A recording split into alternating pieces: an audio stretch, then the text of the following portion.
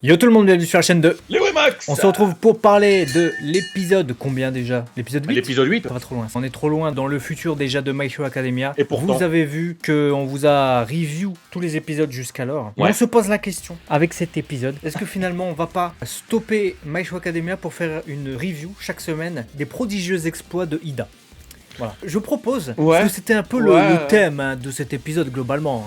Ouais, clairement, on sent qu'il y a des persos qui sont plus mis en avant que d'autres. Mais tant mieux. Bon, bien sûr, on va pas se leurrer, c'est clairement ce qui s'est passé, parce que je vous fais un petit résumé de l'épisode qui apparaît sur ADN et on va du coup compléter avec ce qu'on a ressenti de l'histoire. Alors le juste résumé, avant, c'est... attends, t'excites pas. Oh. Juste avant, dire que ça correspond aux chapitres 204 à 206 du manga. Ouais, Donc voilà, si vous êtes lecteur du manga, vous pouvez retrouver l'équivalent dans ces chapitres. Tout à fait. Donc le résumé, ça dit, le troisième combat a mal commencé pour la seconde A, piégé par l'altère de Juzo Honenuki, Tenya et Mashirao ne peuvent libérer leur vrai potentiel. Quant à Shoto, sa glace a vite été ramollie, mais il doit rester auprès de Mezzo pour protéger leur éclaireur. S'il avait utilisé ses flammes d'entrée de jeu, la situation n'aurait probablement pas été la même. Voilà, donc effectivement, on a du coup Juzo qui se bat et qui nage dans sa glace. Il part rejoindre ses poteaux dans le sol. Plutôt pratique, cela dit, de pouvoir nager comme ça dans le sol pour se déplacer incognito. J'avoue, sur ça, il a...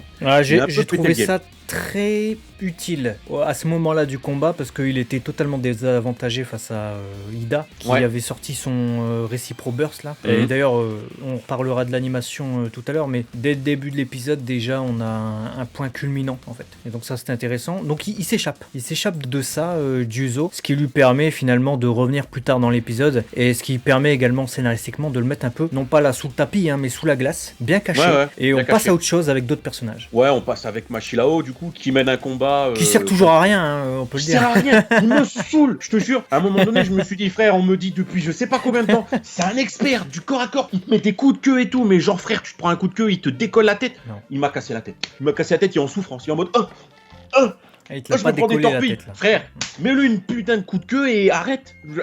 Donc bref, heureusement que finalement Ida, tu l'as dit, est arrivé pour l'emmener en zonzon l'autre là avec ses toupies parce que il a niqué le game. C'est-à-dire que tu as un duel, tu t'attends à ce que le duel soit respecté, qu'il y ait un truc de fair play, un truc de... Tu sais, les valeurs un peu des duellistes, des combattants en mode... Enfin, duellistes, je parle pas du Yu-Gi-Oh, calmez-vous les fans de Yu-Gi-Oh.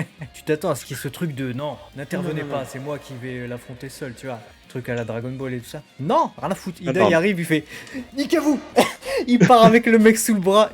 Franchement, j'ai kiffé, je m'y attendais pas. Il a éclaté en zone. Il a géré en plus. Ah, on y sont là pour gagner. Après, il n'y a pas de... Je veux dire, dans un combat, même contre des vilains dans la vraie vie, il n'y a pas de stratagème où c'est de l'anti-jeu. On s'en balèque. Ce sont des héros. Si la stratégie est bonne, il faut l'utiliser. Donc, clairement, c'était une bonne utilité. On va revenir après sur l'un des points culminants aussi de cette rencontre entre Tetsu et Shoto. Mais avant ça, bon, il y a Pony qui casse la tête avec ses cornes. Voilà, on a Mashirao qui a essayé de la neutraliser en lui chopant ses cornes. Moi, je crois que t'as résumé l'épisode avec elle. Alors, je sais pas, vous, dites-moi dans les commentaires, il y a certainement des fans de ce personnage. Peut-être que dans le manga, après, elle brille ou quoi, mais c'est vrai que pour le moment, moi, personnellement, dans cet épisode, elle m'a un peu... Elle m'a même pas laissé ni chaud ni froid parce qu'elle m'a un peu agacé en fait. Avec, pareil. Avec sa façon de parler qui est chiant. J'aime pas. Il est chiant sa façon de parler. Mais sinon, le personnage est peut-être cool, le personnage est peut-être très bien et en manga, peut-être qu'on l'apprécie. Mais c'est vrai que là, premier échange avec ce personnage, on fait connaissance, tu vois, ça matche pas. Ça ne fonctionne pas pour le moment. Ouais, ça marche pas. Bon, bref, voilà, il y a cet échange de cornes, Mashirao, machin, on va passer rapidement. Toujours est-il qu'après, on a encore Ida qui met un gros coup dans la tête de Honenuki. Il a dégommé sa gueule. Il a dégommé. Je veux dire, là, je pense, sa tête, elle a fait... Voilà, elle a fait une tornade aussi. Mais quand j'ai vu ça, je suis d'accord, ok, il a dégommé, il récupère Shoto. On va y revenir après, parce qu'il était chaud brûlant, Shoto. Et je me suis dit, ouais, en fait, Ida...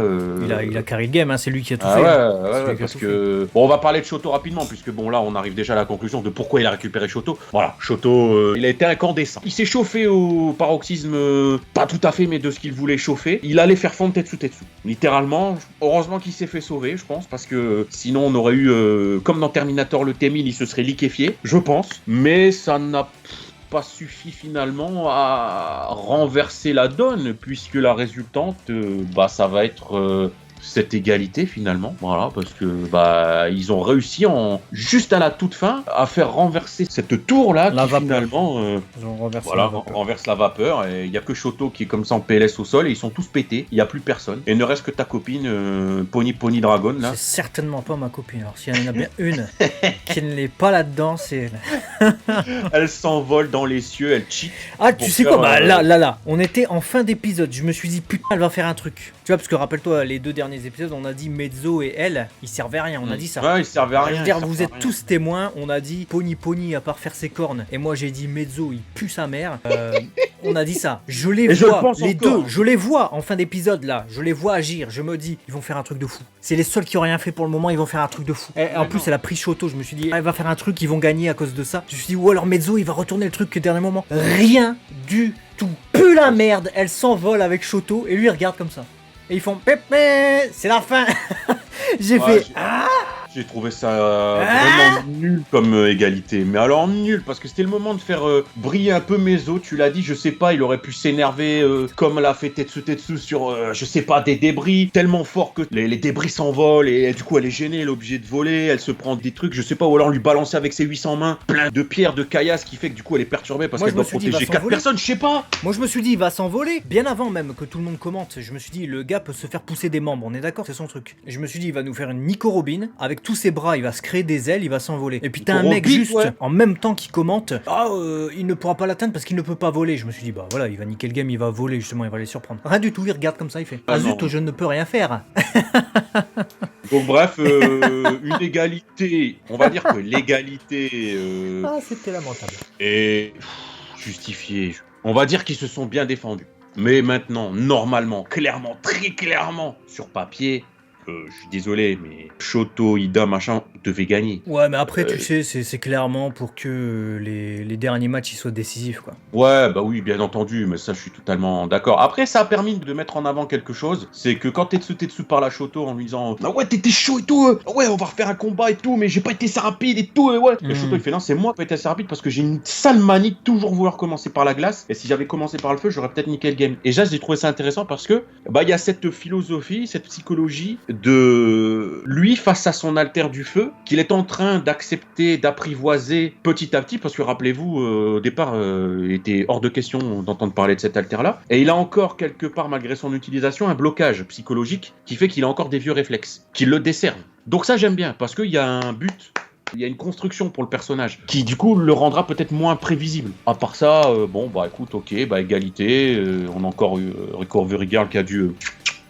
tout le monde là, passe son temps à pépon les gens. Et puis on a Naito Monoma qui, et lui je crois je vais lui mettre des claques à gueuler comme ça en mode j'ai envie de l'attraper, de le mettre dans un tuyau ce gars. Je sens il va m'énerver quoi. C'est violent ça. Ah ouais, il va m'énerver. Voilà ce qu'on pouvait dire sur cet épisode.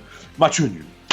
Match nul, j'ai envie de dire pas plus mal, j'ai envie de dire par rapport à tout ce qui se passe. On a des surprises, des rebondissements, Ida surtout qui brille, qui a été mis en avant. On comprend que c'était son épisode, plus que celui de Shoto, j'ai envie de dire. Ouais. Et c'était peut-être un peu inattendu par rapport à la construction qu'on avait dans l'épisode 7. Donc tant mieux, moi je suis content, parce que c'est vrai qu'Ida c'est un personnage, franchement, dont on commence à s'en foutre un peu. Et là, c'est cool, ça le remet en avant, et puis ça montre que c'est un véritable héros. C'est pas de la merde, donc c'est cool. J'aime bien, on va passer à la bande son, avec surtout l'accent qui est mis sur les scènes d'Ida, j'ai trouvé, avec la musique d'intervention d'Ingenium, quand il pète le casque de Honenuki, c'était stylé, rien à dire, t'as cette musique qui devient un peu le thème d'Ingenium, j'ai l'impression, qui vraiment nous plonge dans l'action. Ouais, il y avait aussi le thème au moment où le Shoto commence à vraiment exploser son feu, où il dit tu risques plus que de simples blessures, etc. Brûlures, pardon. Là où il y avait un thème quand même qui essayait de soutenir un peu l'action. À part ça, c'est vrai, les bruitages sont efficaces, l'intensité... J'ai pas trop de choses à dire de négatif sur la bande son, c'est du My Hero Academia avec ses petits moments de pic, donc peut-être négatif sur la voix de Pony Girl. Ouais, ça j'aime pas, ça je suis d'accord avec toi, je comprends pas l'accent qui n'apporte rien au personnage et qui me casse la tête plutôt qu'autre chose, donc voilà, c'est mon avis très personnel qui apparemment est partagé par toi, donc tant mieux, mais dites-nous dans les commentaires si elle vous énerve ou pas, mais moi j'aime pas du tout. Je parle pourquoi, si tu parles de cette manière, j'ai envie de lui arracher ses cornes, donc partant de ce postulat, si c'est pour faire de la violence, je sais pas.